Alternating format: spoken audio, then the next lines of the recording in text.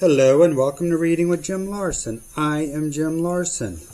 Last time I read from this book, National Sunday Law, Forces Unite Amid Stupendous Crisis by A. Marcussen. Somebody wrote in the comments suggesting that I just read the whole book. So I'm going to do that, just a little at a time.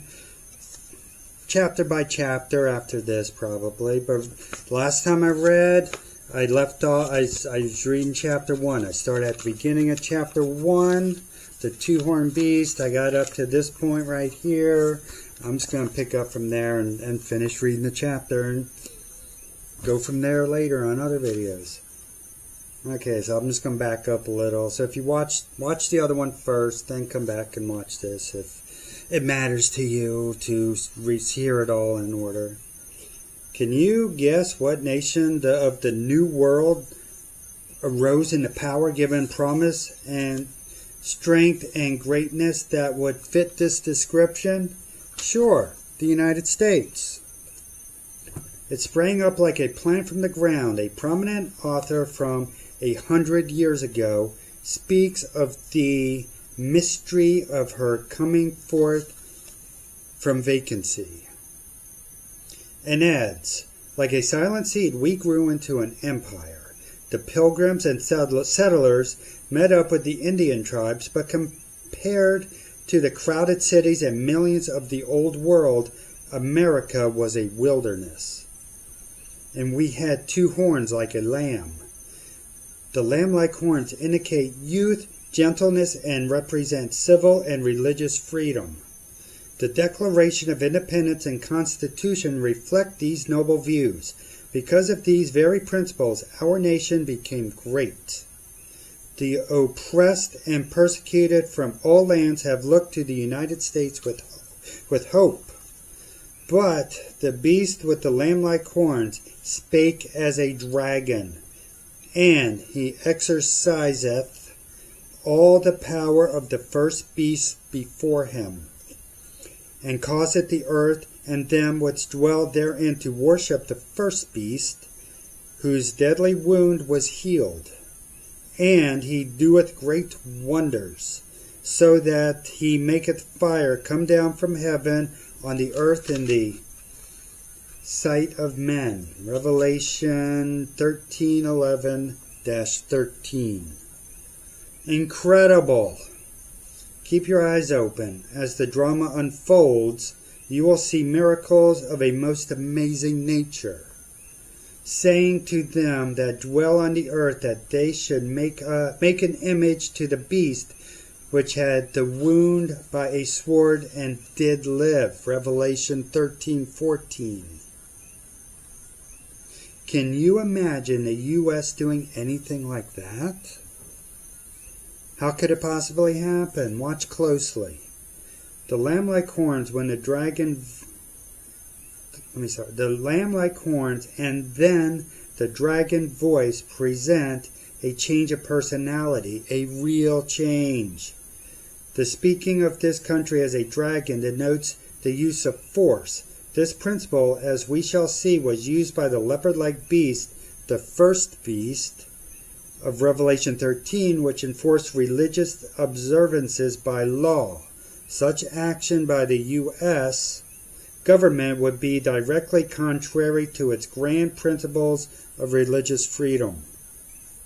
The Constitution provides Congress shall make no law respecting an establishment of religion or prohibiting the free exercise thereof. Speak as a dragon. Our nation, do you hear it stirring? Have you noticed attitudes becoming more intolerant and angry lately? Angry at crime, terrorism, political, religious, and social corruption? In view of the horrifying trends of the time, it's understandable why the nation is to speak that way. In 1 year, Americans spent $4 billion on pornography, mass murderers, neglect of the aged, abuse of women and even babies sickens the heart. Men possessed are taking the lives of men, women, and little children. Millions of Americans hooked on marijuana, crack, heroin, and other chemicals peer at the world through differing degrees of goonie eyes, and further appall society with their resultant behavior and crimes. A recent report to the Federal Communications Commission states between the ages of 5 and 14, the average American child witnesses the violent destruction of 13,000 human beings on television. A U.S. Senate subcommittee revealed that in one decade, violence witnessed on TV skyrocketed and crime grew nearly 200%. Movies and internet garbage, too horrible to mention, fill the minds of young and old. Prostitutes, homosexuals, and drug addicts share AIDS with the innocent. The poor sufferers give groans of despair as they perish in ever greater numbers. A group of them, Life magazine reported, lying on the floor in a circle and summoning some of their last remaining strength, laughed in sequence. In the words of one commentator, surely America stumbles headlong toward the final precipice. Tripped on the downward road of immorality, it plunges with ever-increasing momentum towards the point of no return. Political and religious corruption have caused even the Constitution to come under attack.